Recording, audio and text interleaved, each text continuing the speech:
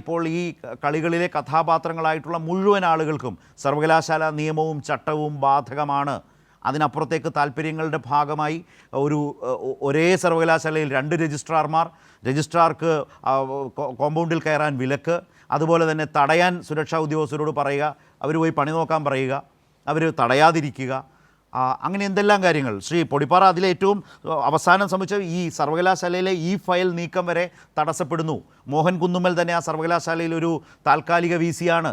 ആ താൽക്കാലിക VC തന്നെ നാട്ടിലില്ല, വിദേശത്ത് പോയി.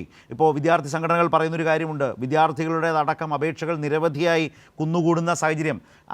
മാസങ്ങൾക്ക് മുമ്പ് കണ്ട ഒരു സമരം എന്താണെന്ന് വെച്ചാൽ വൈസ് ചാൻസലറെ കണ്ടോ എന്ന് പറഞ്ഞ് സമരം ചെയ്യുന്ന നില കേരള സർവകലാശാലയിൽ ഉണ്ടായിട്ടുണ്ട്. ഞാൻ സമീപകാലത്തെ ഒരു സാഹചര്യം താങ്കളോട് പറഞ്ഞു എന്ന് മാത്രം.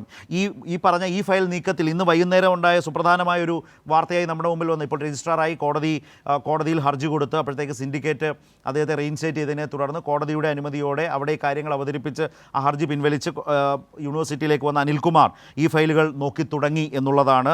ഡിജിറ്റൽ സിഗ്നേച്ചർ രേഖ അതുപ്രകാരമുള്ള ഓൺലൈൻ ഫയൽ സിസ്റ്റമൊക്കെ പുനഃസ്ഥാപിച്ചു. ഇങ്ങനെ പ്രവർത്തനം പോകുമ്പോൾ സിസ തോമസ് ബദലായിട്ട് ഒരു താൽക്കാലിക രജിസ്ട്രാറെ, അവർ തന്നെ ഒരു താൽക്കാലികമാണ്, മറ്റൊരു താൽക്കാലിക രജിസ്ട്രാറെ കൂടെ വെച്ചിരിക്കും. ഇതാണ് സർവകലാശാലയിൽ നടന്നു വരുന്നത്. മറുഭാഗത്ത് SFIയും DYFIയും ശക്തമായി സമരം ചെയ്യുന്നു. ആരിഫ് മുഹമ്മദ് ഖാനോട് എന്ന പോലെ തന്നെ ആർലേക്കർക്കെതിരെയും അതിശക്തമായ ഒരു സമരമാണോ താങ്കൾ കാണുന്നത്? ഈ ആർലേക്കർ താൽക്കാലിക VC-മാരെ വെച്ചിട്ട് സർവകലാശാലകളിൽ കയറി കളിക്കുകയാണോ? സർക്കാരുമായി ഏറ്റുമുട്ടാൻ പരിശ്രമിക്കുകയാണോ? നേരത്തെ നമ്മളൊന്നും ഒട്ടും ആഗ്രഹിക്കാത്ത രീതിയിലുള്ള ഡെവലപ്മെന്റ്സ് ആണ് ഇപ്പൊ ഈ കുറച്ച് നാളായിട്ട് ഈ കേരള സർവകലാശാലയിൽ നടന്നുകൊണ്ടിരിക്കുന്നത്. ഈ ആരിഫ് മുഹമ്മദ് ഖാൻ പോയപ്പോഴെങ്കിലും ഈ സർവകലാശാല ഒന്ന് ശരിയാവും, അവിടുത്തെ ഈ പ്രശ്നങ്ങൾക്കൊരു പരിഹാരമാവും എന്നൊക്കെ നമ്മൾ പ്രതീക്ഷിച്ചതാണ്. പക്ഷെ ഇപ്പോ കൂടുതൽ വഷളാകുന്ന ഒരവസ്ഥയിലേക്കാണ് കാര്യങ്ങൾ പോകുന്നത്. അതായത് RSSന്റെ അജണ്ടകൾ അല്ലെങ്കിൽ കേന്ദ്രത്തിലെ BJP സർക്കാരിന്റെ അജണ്ടകളെക്കാൾ കൂടുതലായിട്ട് RSSന്റെ അജണ്ടകൾ നടപ്പാക്കാനുള്ള ശ്രമമാണ് ഈ ഗവർണറുടെയൊക്കെ ഭാഗത്തു നിന്നുണ്ടാകുന്നതായിട്ട് നമ്മൾ കാണുന്നത്. മാത്രമല്ല, അദ്ദേഹം കൃത്യമായി തന്നെ RSSന്റെ ശാഖകളിലൂടെ വളർന്നു വന്ന ഒരാളാണ്. അദ്ദേഹത്തിന് ഗോവ മുഖ്യമന്ത്രിയാകാനുള്ള അവസരം നഷ്ടപ്പെട്ടപ്പോൾ ഒരു കോമ്പൻസേഷനായിട്ട് കൊടുത്തതാണ് ഈ ഗവർണർ സ്ഥാനം. അപ്പോൾ സ്വാഭാവികമായിട്ടും നമ്മുടെ ചില നേതാക്കളൊക്കെ ശശി തരൂരിനെ പോലുള്ളവർ ഉണ്ട ചോറിന് നന്ദി കാണിക്കില്ലെങ്കിലും ഈ RSSന്റെ പശ്ചാത്തലത്തിലൂടെ വരുന്ന പലരും ഈ ഉണ്ട ചോറിന് ആവശ്യത്തിൽ കൂടുതൽ നന്ദി പ്രകടിപ്പിക്കുന്നവരാണ്. അപ്പൊ ആർലേക്കർ ആ രീതിയിൽ നന്ദി പ്രകടിപ്പിച്ചുകൊണ്ടിരിക്കുകയാണ്. പ്രത്യേകിച്ചും നമ്മൾ കാണേണ്ട ഒരു കാഴ്ച, ആരിഫ് മുഹമ്മദ് ഖാൻ കേരളം വിട്ട് പോകേണ്ടി വന്ന അല്ലെങ്കിൽ ഏത് സാഹചര്യത്തിലാണ് അദ്ദേഹം കേരളം വിട്ടതെന്നും എന്തൊക്കെയായിരുന്നു ഇവിടെ അരങ്ങേറിയതെന്നും ഒക്കെ അറിയാത്ത ഒരാളല്ല ആർലേക്കർ.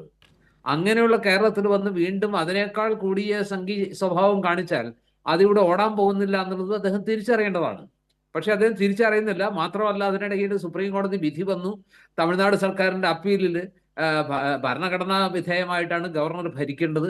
ഗവർണറുടെ വിധേയത്വം കേന്ദ്ര സർക്കാരിനോടോ രാഷ്ട്രപതിയോടോ അല്ല, ഇന്ത്യൻ ഭരണഘടനയോടും അതുപോലെ തന്നെ സംസ്ഥാന മന്ത്രിസഭയോടും സംസ്ഥാന നിയമസഭയോടും ആണ് എന്ന് അസന്നിഗ്ധമായിട്ട് സുപ്രീം കോടതി വിധിച്ചു. ഈ വിധിക്ക് ശേഷവും നേരം വെളുക്കാത്ത രീതിയിലാണ് ആർലേക്കറിനെ പോലുള്ളവർ പെരുമാറിക്കൊണ്ടിരിക്കുന്നത്. അതാണ് നമുക്ക് മനസ്സിലാകാത്തൊരു കാര്യം. പക്ഷേ ഈ ആർലേക്കർ വന്നപ്പോ ഒരു എന്താ പറയാ, നല്ല ഗുഡ് വിൽ അങ്ങോട്ടും ഇങ്ങോട്ടും പ്രകടിപ്പിക്കാനുള്ള ശ്രമമൊക്കെ ഉണ്ടായി. അത് ഇത്തിരി കൂടിപ്പോയെന്ന് എനിക്ക് സംശയമുണ്ട്. ആർലേക്കർ ഇന്നതാണ് സാധനം, അദ്ദേഹത്തിന്റെ സ്വഭാവം, അദ്ദേഹത്തിന്റെ രാഷ്ട്രീയ പശ്ചാത്തലം ഇതാണ്, അദ്ദേഹത്തിന്റെ മുതുകിലെ വര എന്താന്നൊക്കെ അന്ന് UDF പറഞ്ഞതാണ്. ഒരുപാട് കൊണ്ടാടണ്ട, ഒരുപാട് അദ്ദേഹത്തെ അങ്ങ് എടുത്ത് എന്താ പറയാ ആനപ്പുറത്ത് ഏറ്റണ്ട എന്ന് പറഞ്ഞപ്പോ അതൊന്നും വകവെക്കാതെ അദ്ദേഹത്തെ വല്ലാതെ അങ്ങ് വാഴ്ത്തിയോ അദ്ദേഹത്തെ വല്ലാതെ അങ്ങ് സ്വീകരിച്ച് സ്നേഹം കൊണ്ട് വീർപ്പൂട്ടിക്കുകയൊക്കെ ചെയ്തു. അല്ല, അങ്ങനെ പറയുമ്പോൾ